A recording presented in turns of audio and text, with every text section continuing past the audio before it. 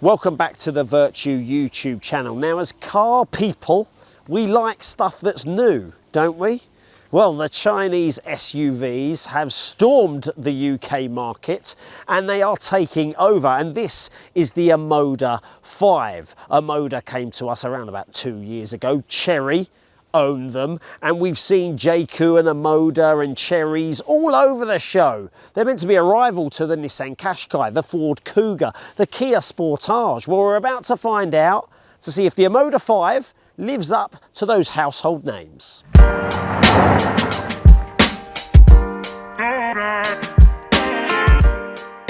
Now let's talk pricing, because these numbers are going to please you.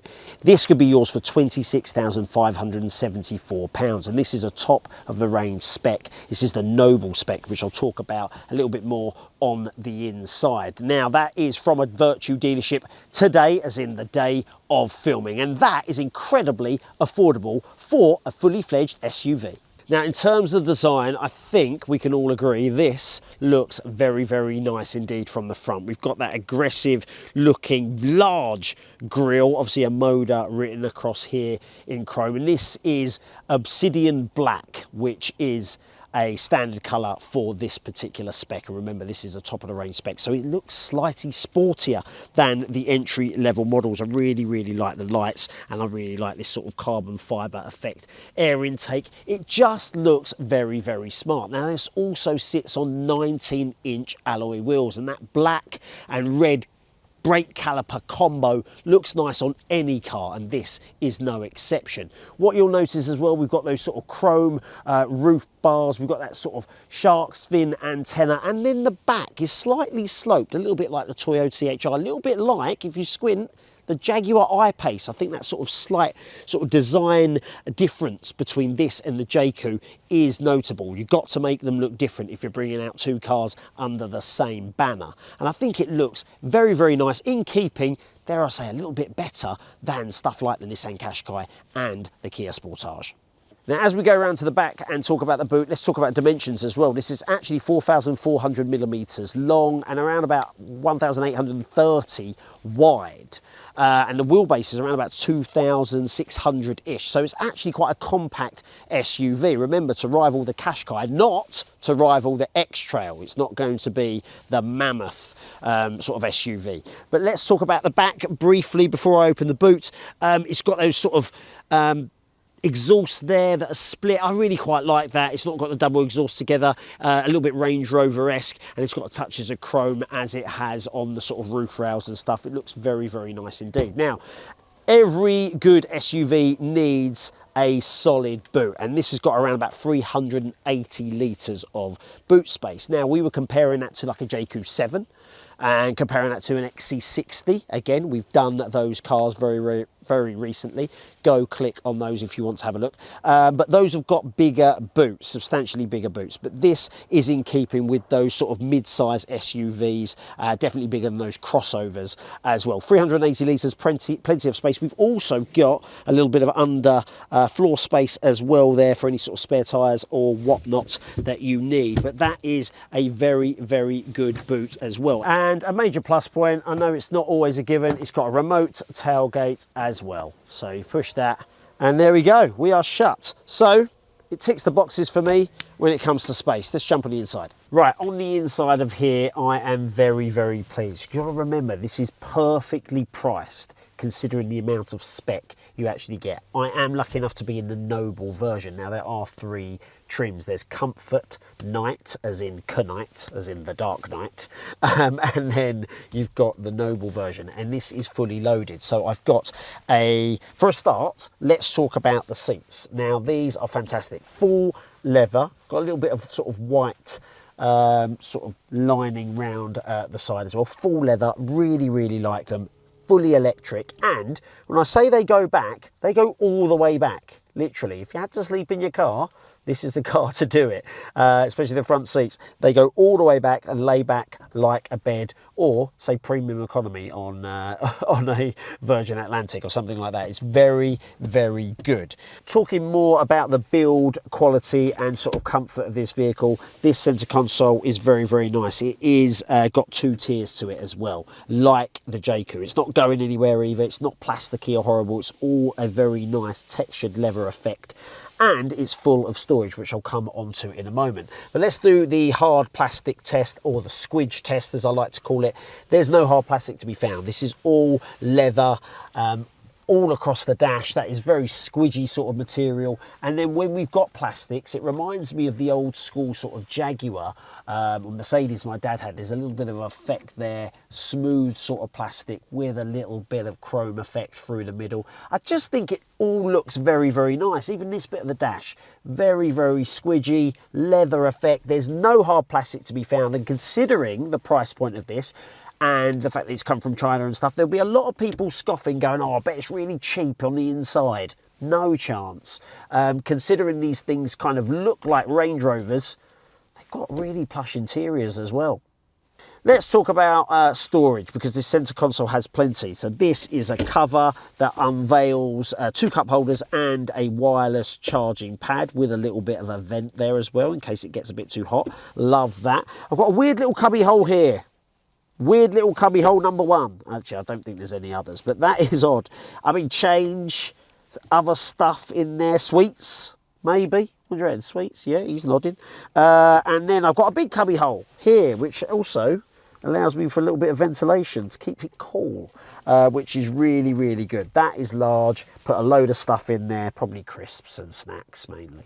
But that is very, very good. I've got a okay-ish door bin. They're not the biggest. They kind of look a little bit bigger, a little bit plasticky in there, I guess, if we're trying to find any plastic, but not worried about that really. Okay, other things about this. I'm going to turn the car on a moment just to light up my displays. Now, I've got a massive driver display and infotainment system.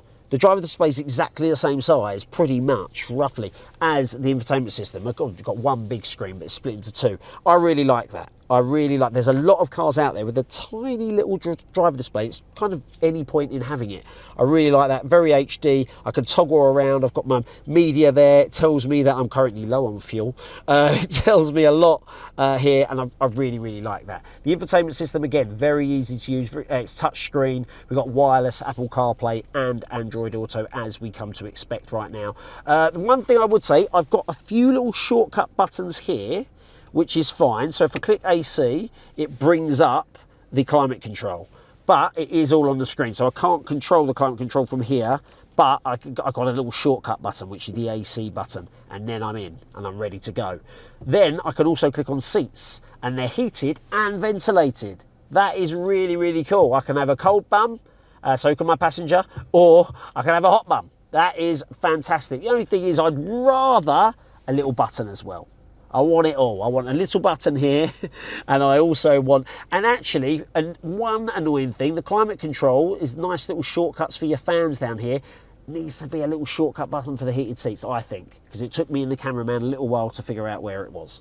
But it's a little thing. Once you're used to it, you're ready to go. We've got drive modes, which I'll come on to in the driving. Look, this is a really well put together cabin. Now, when a new kid arrives on the block, you want some reassurance to know that it's just as reliable as the older kids on the block. You get the analogy. Look, this comes with a 7-year warranty or 100,000 miles, whatever comes first. Now that is all the reassurance you need, because that is actually better than some of its rivals. Just jumping in the back here, I forgot to mention I've got a Sony sound system as well in this car. Should have mentioned that up front. But let's talk about space in the back, because I was worried, compared to the boxy sort of design of the JQ7, which I seem to be talking about quite a lot, was going to have more room. This is adequate. I'm 6 foot tall. That is a good amount of room there. And also my feet go under the seat there. I've got plenty of room, and that is my driver position. Actually, I'll probably go a little bit more forward than that. That is very, very nice. And also, you can see there's no hard plastic here in the back either. The rear passengers get everything that the driver and the front passenger is getting. Full leather interior, very, very nice indeed. What we also get is a lovely little bit of ambient lighting, which we've got at the front. We've got a nice blue at the moment. But in terms of practicality, we've got a USB-C point there with a USB. Seems as though they're sticking with that USB up front and at the back here. So at least we've got a little bit of charge. We've got some vents there, we've got a seat pocket there, and we've got a centre armrest with 2 cup holders. So that is very, very good as well. What I really like about these cars is that the ISOFIX points are nice and big and very simple. Super accessible. The clip comes up like that. The clip doesn't disappear somewhere. There's no zips. There's no weird sort of... We had like a Velcro flap in one of the cars that we did recently. Very accessible, and that is always going to be decent for families. So I really, really like that. And you've got to consider this is going to be a family wagon. The Omoda 5, eager to get behind the wheel of this because, as you know, if you watch the JQ7 video, I spent a lot of time with that car, and obviously the similarities are going to be all over the place, you should imagine. Well, let's talk about this car specifically. And by the way, if you want to go look at that JQ7 video, click up one of the corners. There's something there that will take you to that video, because I did love that JQ7. So is the Omoda 5 going to let me down, or is it going to be in keeping? Well, for a start, finding a driving position couldn't be easier. Very similar seat situation going on here. Electric. So easy. I really, really like these seats. I love them in the JQ and I love them in this, and lots of reach on the steering wheel as well. And it's just, look, it's very lofted. I feel like I'm in a sort of big, large SUV. Remember, the Omoda 5, as we were saying, with the measurements, etc., not that big. It's not the biggest. So I actually think it's a very, very well sized SUV, because you feel like you're in something of note. Like, it's more in rival with the sort of Nissan Qashqai rather than the Nissan X-Trail in terms of size, but I do feel like I'm in a really sort of lofted position here, similar to the Hyundai Tucson that I see in front of me. Visibility is great out the front, and I've obviously got that pan roof as well that I had in the JQ7, but I'd say visibility is actually a little bit poorer out the back compared to the JQ and Nissan Qashqais and cars of that ilk, just because of that sort of sloped sort of design. You're left with quite a small rear windscreen. That's just something that I've noticed. The thing is, I have noticed though, is that the handling of this car and the way the suspension manages the lumps and bumps is absolutely fantastic. It's so light, so easily sort of thrown in and around country lanes, really good in and around town as well. A lovely little turning circle. So look, I'm just sort of parking up here, and it's just very, very nice to handle. I really, really like it. But what exactly is it? Well, this is a 1.6 litre petrol engine with 147 brake horsepower. It also goes to 62 miles per hour in around about 10.1 seconds. So not express quick. This is comfort. This is a comfortable family SUV. It's not sporty really at all, except a little bit of the looks of this Noble Edition, as we've already covered. But in terms of the drive, it's just a very capable vehicle. Now, I'm an SUV man. I've driven a Qashqai for many years, as well as a JQ now, as well as a Tucson. I've really driven SUVs to death, so I feel like I'm in a good position to say that this fits into the market very, very well. But what Omoda and JQ are doing, these Chinese brands are doing, Chery, etc., they're actually giving you bang for your buck. They're giving you a very capable SUV to rival all of those well-known names that have been in UK for many years, but they're giving you top spec. They're giving you great spec as entry-level models. They're giving you really plush leather interiors. They're giving you electric seats. They're giving you that comfort level with infotainment systems that look the part in like a Mercedes or a BMW. They're giving you all the sort of Apple CarPlay that's wireless. They're giving you all the mod cons for a very good price. and that just adds to my driving experience. So when the 7-speed automatic gearbox isn't as perhaps smooth as a Tucson or a Sportage or a Qashqai, you kind of forgive it a little bit. You kind of find yourself saying, well, that's okay, because I've actually got a car that is competitively priced and I've got all the mod cons with it, with my pan roof and sunroof and all that sort of stuff. So it is a little bit of a trade-off, because yeah, there's no doubt about it, when you put your foot down, it has got a little bit of lag. It's perhaps not as smooth as some of the other cars. However, I'm not complaining at all. Now, in terms of economy, this is a bit of a lump of a car, and it's got a petrol engine in it, so we're not going to expect miracles. It will be around about 30, mid-30s to late 30s, 38 miles per gallon, I guess the book is saying. I think in real world you're going to be more at the sort of lower end of 30. So yeah, 30 miles per gallon is what I'd expect in this car, and it's what we're achieving today on our little test drive. But the way this handles country roads, in and around town driving, and motorway miles, we've tested all of them today, it actually is a really good all-round SUV. There's no problem whatsoever. And like I say, when you're surrounded by the little comfort pieces, especially in this top of the range model, I genuinely think that we're going to see a lot of Omoda 5s on our roads. So there's going to be those wondering whether this is a four-wheel drive car. This is actually a front-wheel drive car. So all the power going from that 1.6 litre petrol engine through the front wheels. Very, very comfortable drive. So this is not recommended for being an off-roader or going through some form of high terrain. However, it will handle all the roads that I've talked about with aplomb.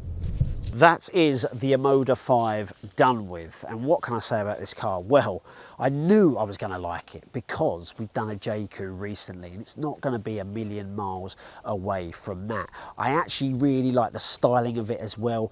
But this car is for those people who are looking for practicality, looking for a family car that really does the trick on the inside and the outside, but is not going to cost them an absolute fortune. This is perfectly placed within that busy SUV market. But do not take my word for it. Test drive one of these. Get yourself down to a Vertu dealership. You will not be disappointed. We will see you very, very soon for another car.